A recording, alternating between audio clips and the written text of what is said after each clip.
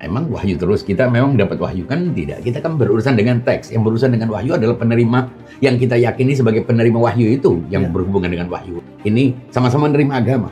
Sekuler itu bukan berarti anti agama sebetulnya. Mengapa muncul sains? Sains menurut kebanyakan orang, sains itu muncul justru karena penolakan terhadap agama.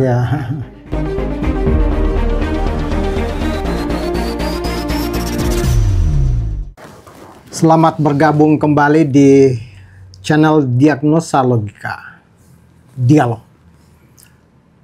Saya Safinuddin Al-Mandari akan ditemani kembali oleh Bang Labib, narasumber kita yang memang sejak awal menemani kita dalam dialog untuk mengupas masalah-masalah yang dipandang sangat fundamental untuk kita perbincangkan di dalam channel ini. Satu hal yang biasanya juga muncul di dalam pembicaraan publik itu adalah pertentangan antara sains dan agama, sains dan iman. Tentu saja kita tahu bahwa keduanya ini adalah otoritas besar ya di dalam perbincangan kemanusiaan. Karena apa?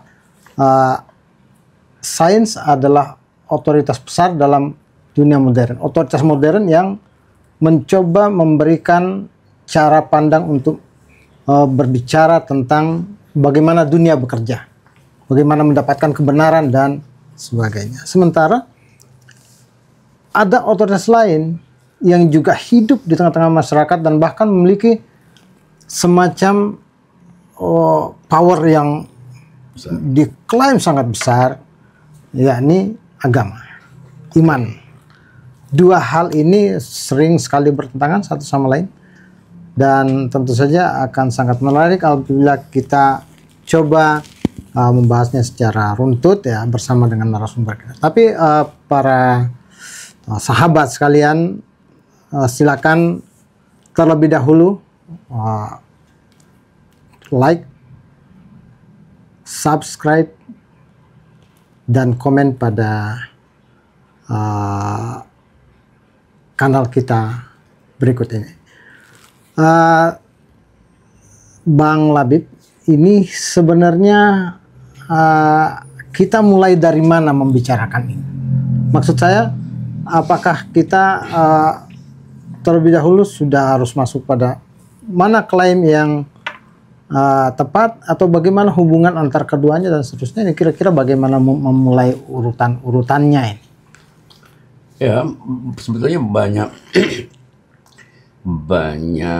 pintu kita bisa masuk untuk membincangkan agama dan sains.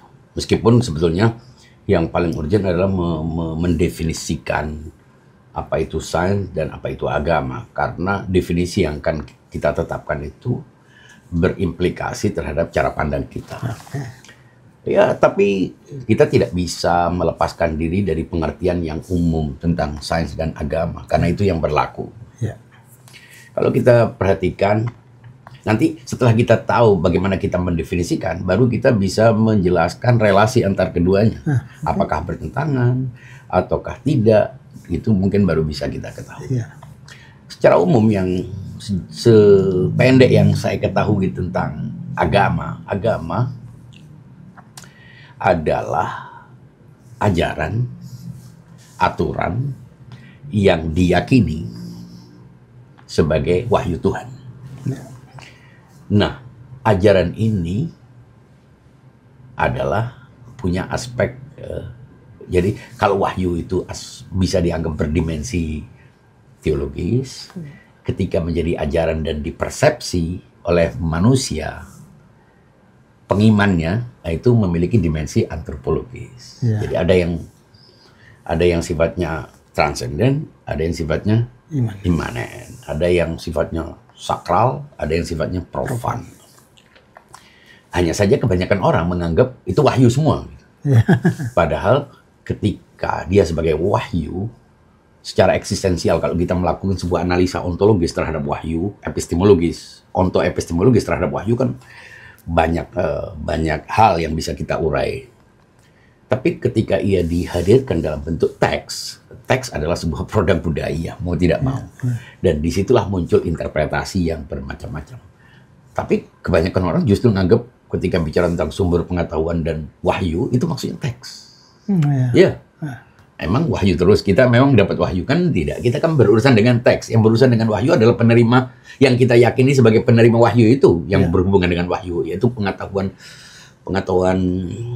eksistensial, pengetahuan kehadiran, pengetahuan yang tidak mengikuti sistem pengetahuan yang kita berlaku, yang berlaku. Ya. Nah, kita tidak bisa berbicara tentang itu. Yang kita bisa bicarakan adalah yang kita terima adalah teks. Ya.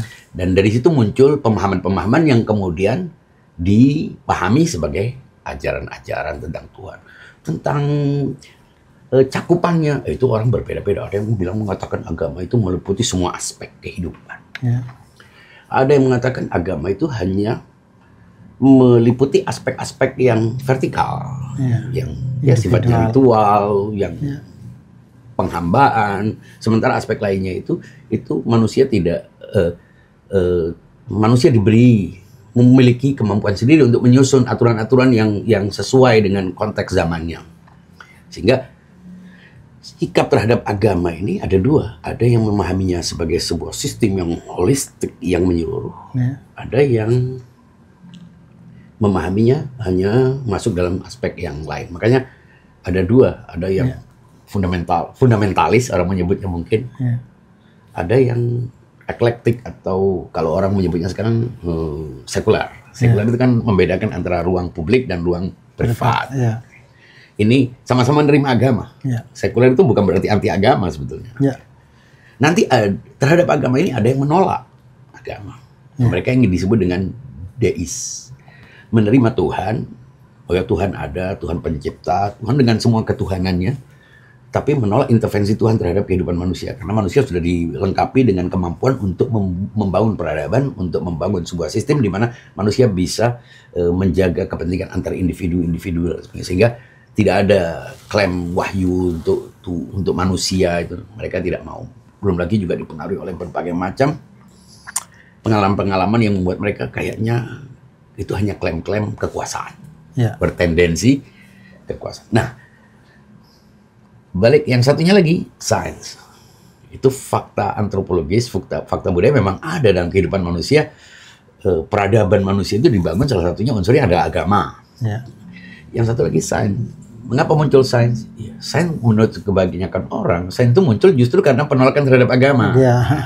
Walaupun itu juga masih bisa diperdebatkan. Sains adalah hasil sebuah upaya manusia untuk memudahkan cara hidup.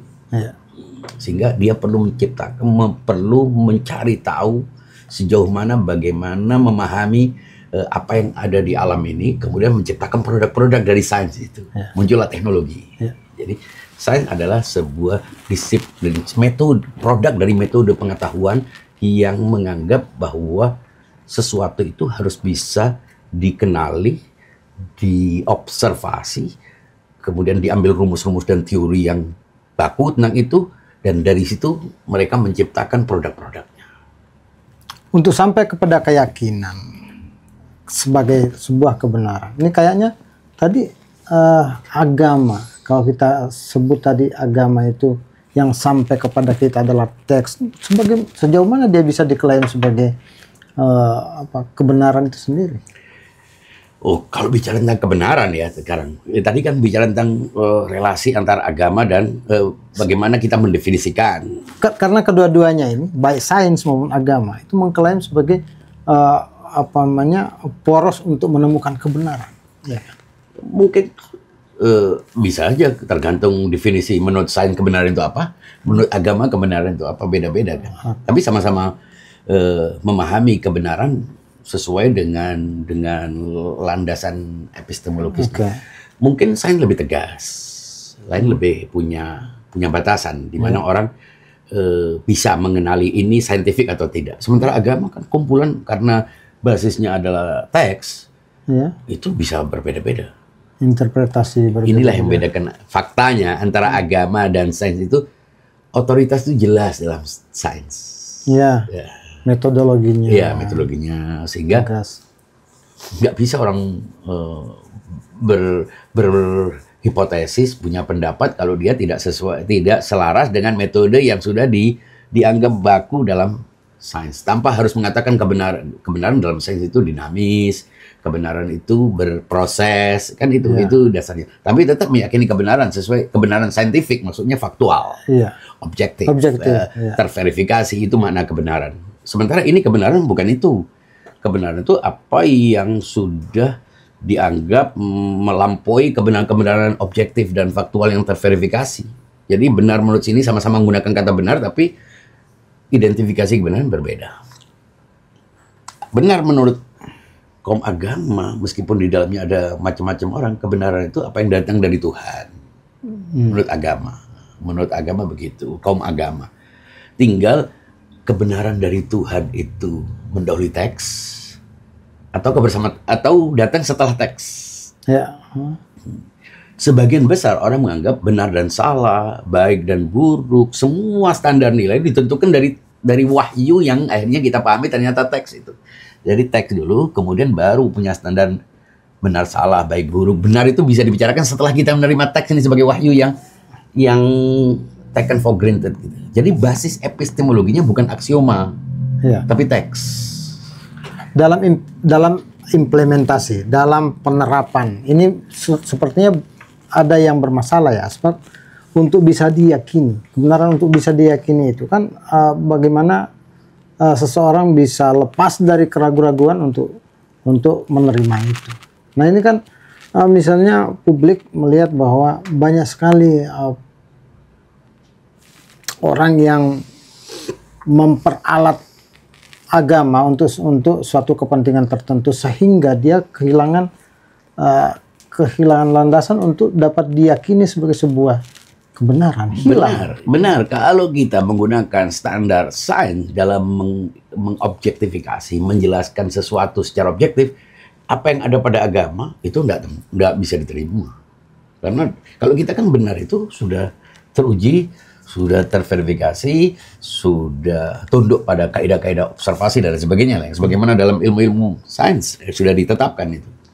Agama tidak mengikuti itu, dan karena tidak mengikuti itu, ya menurut kaum saintis, terutama yang ekstrim, agama itu tidak masuk dalam meja, tidak bisa ditaruh menjadi objek kajian benar dan salah. Makanya kaum saintis hanya punya dua pilihan. Dia menerima agama secara tanpa standar sains. Makanya banyak orang saintis, tapi dalam beragama jumud. Anda jangan kira perguruan tinggi yang isinya adalah sarjana-sarjana lulusan perguruan tinggi barat, bahkan insinyur, ini dokter.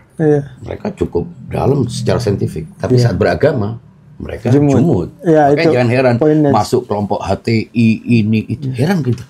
Padahal terdidik secara saintifik. Kok bisa dia beragama secara jumud? Itu karena mereka menerima bahwa untuk ketika dalam sains mereka harus tunduk pada kaidah-kaidah saintifik. Tapi ketika di agama karena beda metode, mereka harus justru tidak boleh sama. Begitu sama bisa disaintifikasi, begitu ada penjelasan agama yang bisa dipahami secara saintifik, mereka menganggap ini bukan agama. Jadi bagaimana caranya agama itu bebas dari penjelasan saintifik. Mereka benar-benar jadi menganggap dua domain yang berbeda. Oke, tidak heran kan, dokter spesialis tapi bisa ikut khilafah. Betul. Bisa ikut merawat jenggot sehelai pun itu penting bagi dia. Jadi dan itu banyak fenomenanya. Banyak. Yang pertama itu, dan itu mayoritas. Yang kedua, yaitu mereka memahami bahwa agama itu punya standar kebenaran yang tidak sama dengan sains secara epistemologis. Mengapa? Karena agama itu deduktif. Sementara sains itu deduktif. Sama-sama berbasis rasio. Hanya saja kaum saintis menganggap bahwa logika itu ya logika positivistik. Selama itu di luar itu deduksi mereka tidak bisa menerima kebenaran dari deduksi kalau tidak tunduk pada kaidah pada pengamatan objektif terhadap objek-objek yang konkret. Yeah. Sehingga kalau orang bicara logika, itu maksudnya logika saintifik. Yeah. Oke. Nah, para filosof berlogika, menerima agama, para pemikir menerima agama. Tadi tidak sebagaimana mereka yang jumud, mereka tetap menerima agama secara deduktif, dan itu bagian dari logika. Karena logika itu tidak hanya induktif. Nah, gitu. Mereka menerima logika matematika, mereka menerima, tapi itu pada tempatnya. Untuk agama, mereka tidak menggunakan logika itu. Mereka menggunakan logika yang tidak yang sekarang sudah dibatasi pada sains itu. Mereka menerima itu. Nah, itu penjelasannya agak panjang. Ada lagi sebenarnya kelompok ketiga. Kelompok ketiga ini mereka tidak tahu tentang proses ini. Mereka menerimanya sebagai sebuah ketelanjuran mungkin. Ketelanjuran saja. Mereka tidak apakah ini saintifik ataukah tidak. Nah, kalau mereka yang saintifik melihat agama, enak, mudah saja. Kalau ada manfaatnya dan itu bisa dicocokkan dengan sains. Jadi sains menjadi parameternya. Ini ternyata, oh ada, menurut saya ini benar, berarti ini agama benar. Mulai banyak orang yang begini. Mengukur. Kenapa misalnya babi itu diharapkan? Tidak bisa menerima mereka. Ini wahyu, enggak. Oh ternyata di babi ada kandungan ini. Oh berarti. Kenapa mereka bisa sholat, mau sholat? Oh ternyata sholat itu menurut neuroscience itu ternyata membangkitkan saraf-saraf. Akhirnya mereka menerima. Wudhu itu kenapa begini? Oh itu ternyata pori-pori. Mereka akan mencari pembenaran saintifik itu. Kalau tidak ada itu, mereka tidak mau menerima. Jadi sebetulnya bukan sedang menerima agama, tapi sedang mencocokkan agama dengan bukti-bukti saintifik. Begitu kira-kira. Nah, disinilah berarti kita membutuhkan satu cara pandang untuk melihat dua kutub besar ini sebagai sebuah sebuah parameter ya, untuk melihat bagaimana kita bisa meyakini satu kebenaran itu. Kira-kira apakah dengan dua metodologi itu atau ada satu cara pandang yang bisa mengintegrasikan, mendialogkan. Menurut saya, mengklaim sains sebagai parameter kebenaran yang ditetapkan oleh sains itu semata-mata itu juga salah. Menjadikan kebenaran itu hanya bersifat deduktif juga tidak sempurna. Jadi kita melihat kebenaran itu gradual. Nah, gimana kebenaran itu tidak berhadapan-hadapan, bukan vis-a-vis. Tapi hierarkis. Dari situ kita bisa melihat kebenaran lebih luas dari sekedar kebenaran deduktif maupun induktif. Lebih luas dari sekedar konsep murni ataukah gabungan dari konsep dan fakta konkret.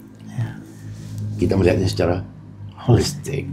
Dari situ kita tahu kebenaran agama itu kebenaran interpretatif. Agama sebagai teks itu tetap saja interpretatif. Sementara kebenaran sains itu kebenaran yang orang menyebutnya kebenaran konsensual, sudah disepakati, sehingga tidak perlu otoritas. Sains tidak perlu otoritas. Nggak perlu ada sistem yang menetapkan kalau ada orang punya pandangan salah akan dihukum, nggak bisa. Tapi kalau orang agama ini perlu otoritas. Mengapa? Karena terbuka bagi aneka interpretasi. Masalahnya agama itu para kelompok penganut agama ini terbelah menjadi dua. Ada yang meyakini ada otoritas, ada yang tak meyakini adanya otoritas. Sementara yang tidak meyakini adanya otoritas lebih luas, lebih banyak. Makanya tidak heran yang semrawut lebih banyak, yang kacau lebih banyak, yang berebut otoritas lebih banyak. Yang meyakini ada otoritas, ya karena tidak semuanya meyakini, mereka saja yang meyakini otoritas. Itu pun tidak merepresentasi semua penganut agama. Jadi menurut saya, sains tidak perlu otoritas. Kenapa? Metodenya sendiri sudah tegas, sehingga tidak bisa sembarang orang. Kalau dalam agama, besok bisa menjadi seorang agamawan tanpa perlu proses verifikasi, bisa bicara. Apalagi dalam setiap agama ini kelonggarannya juga beda-beda. Ada yang sangat longgar, ada yang berusaha untuk lebih ketat lah, meskipun tetap ujung-ujungnya adalah interpretasi, tapi dibatasi oleh otoritas. Nah, sains dalam persoalan ini lebih rapi mana? Karena kompetensi, keahlian, skill, meskipun terancam oleh AI, ya, tetap lebih kokoh sains, kokoh. ya. Meskipun banyak manipulasi dengan ijazah palsu, dengan ujian-ujian palsu, dengan tapi tetap lebih ketat ketimbang agama. Kan nggak perlu ada kredensi khusus, nggak perlu ada. Jadi ya begitulah faktanya. Antara kalau kita harus bandingkan dalam fakta fenomenologisnya, ya kita harus akui sains lebih kokoh. Ya. Menariknya bahwa ternyata yang kita bisa ambil adalah bahwa kebenaran itu gradual. Dengan demikian maka sains itu bukan sesuatu yang juga harus dipisahkan dari kehidupan kita ini. Hanya karena mereka misalnya berubah-ubah. Seolah kalau yang agama, ketika beragama dia menjadi sama sekali tidak menggunakan rasio, ketika beragama dia menggunakan rasio. Padahal dua-duanya sama aja. Sehingga tidak perlu dia punya dua sikap. Dia menjadi seorang saintis di bidangnya, tapi dia juga dalam agama dia sangat jumut. Ini mestinya tidak perlu ada begitu. Iya, betul. Karena kebenaran itu kan gradual. Nah, saya rasa dengan pernyataan tadi itu bisa menjadi satu jembatan dialog yang sangat bagus buat merakit hubungan baik antara dua otoritas besar ini, otoritas modern, untuk menjelaskan tata kehidupan dan bagaimana dunia bekerja melalui sains dan juga agama.